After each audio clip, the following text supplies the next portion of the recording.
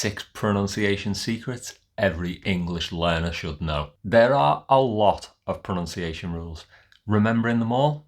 Impossible. And honestly, you don't want to be thinking about rules when you're trying to sound super cool in a conversation. Some rules, man, like consonant, vowel, consonant plus E produces a long vowel sound, like note and cake, not a kake. And then you've got the exceptions, like it's not dive and have. Rules like this are a waste of time. The best way to improve is with listening, repetition, and real speaking practice. But there are a few important parts of pronunciation that native speakers use all the time. And once you know them, you'll start to hear them everywhere, from Harry Potter to Peppa Pig. And when you can hear them, like really hear them, saying them becomes automatic. So here are my 6 pronunciation secrets to unlock native speech. Number 1, connected speech.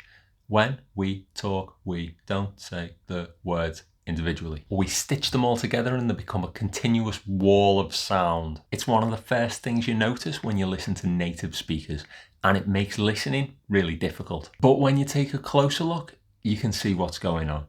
And that's not only going to help our listening skills, but it's essential if we want clear, natural pronunciation. There are 4 features of connected speech, and we can see them all in this one phrase. Can you pass me an apple and a knife? Intrusion. New sounds intruding and coming in where they don't belong. Listen for the y sound between me and an. Me an. Me an. Me an. Pass me an apple. Really common to get these intruding sounds between 2 vowels. It helps the transition. Elision. A sound is removed. Apple and a knife. We lost the d at the end of and. Apple and a, apple anna, apple and a, apple anna, apple anna. Yeah, I don't think ever pronounce that d. This gives us better economy of movement of the mouth, and it's less work when we're speaking. A little bit more work for you when you're listening, but hey. Liaison, c'est français ça. It means a link. The l of apple links beautifully into the a of and. Apple and. Look at this part. Can you? The n of can changes its position of articulation and its sound to get ready for the y of you. Can, tongue pointed, touching the top just behind the teeth, can. Or can with the tongue flat on the roof of the mouth, getting ready for the u. Can you? Can you? Can you? Ooh, we've also got a schwa on the end. Can you? Which brings us on to number 2, schwa. English has a lot of vowel sounds. It's one of the worst languages, or one of the best if you really like vowels. But we're lazy. Sometimes we like to reduce the vowels to the schwa. What's the schwa? Well, if you know the phonetic alphabet, it's this. But you just need to know it goes and it's everywhere. This is the most important sound in English, in my opinion. If you ask the natives, they don't even know they're doing it. They've never heard of the schwa, but they do it in almost every phrase. And it's the absolute secret sauce if you want to sound like a native speaker. A is often replaced with not a dog, a tree, but a dog, a tree. It's what gives English that softness compared to some other languages, and it's why it's America, not America. It's also what makes the British sound British when we have an R at the end of a word. Listen to the ending of these. Water, better, potter. Talking of British and American, number 3, flap T, glottal T. You've probably noticed I'm British. Now, there are 2 ways that the t sound changes in connected speech. And this is one of the easiest ways to tell the difference between the British and the American accents.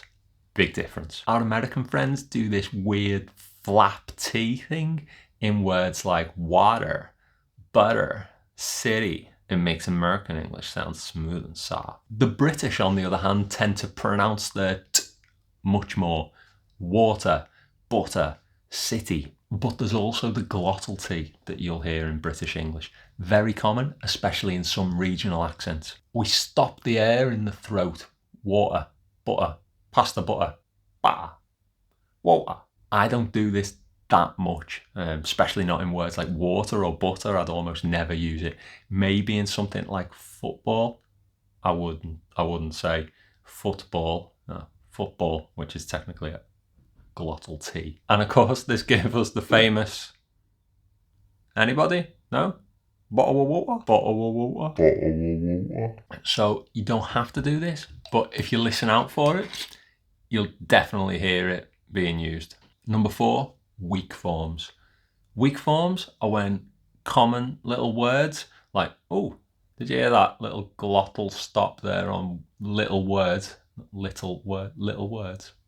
Weak forms are when common little words like to, of, and, can are unstressed and reduced, normally using our little schwa from before. The word to, if we say it on its own, in its full form, it's to.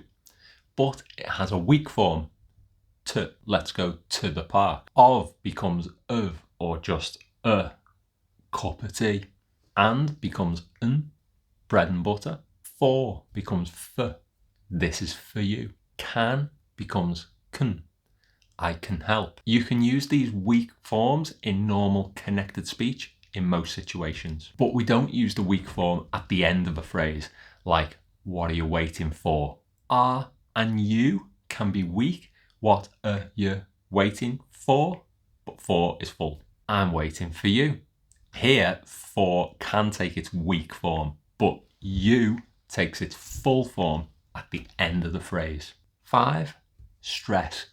Which part of the word or phrase do we emphasize? If you get this wrong, you might think you sound clear, but you can really confuse the natives. This might just sound a bit unnatural, like it's understand, not understand. It's leviosa, Harry.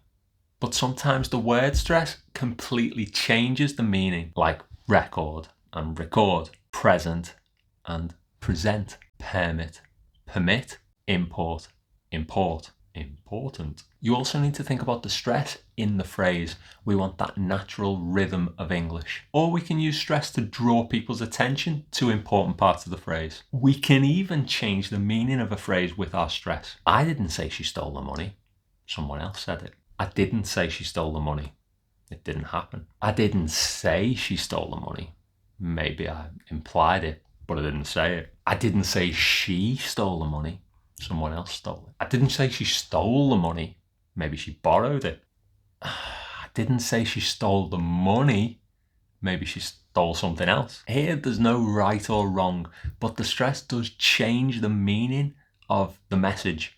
So it depends on the message that you want to communicate. Number 6, intonation. It's a massive part of communicating your message. And this is something I'm working on myself as well, because when your speech goes up and down, it's just more interesting to listen to and it captivates attention. And it can help people know if you're asking or telling. Do you want a cup of tea? That's what you always learn in English textbooks. Questions go up. And that's part of it. But here's the problem. Ending your idea with a rising intonation is associated with questions because it conveys uncertainty. Translated into a work or social situation, that becomes nervous energy and people won't take you seriously. If you use a falling intonation, you convey certainty and confidence. Even with questions, if you want somebody to do something for you, try a falling intonation. Could you finish that report and have it on my desk by 5 p.m, please? Could you finish that report and have it on my desk by 5 p.m, please? It's still polite and professional, but I'm not asking you anymore.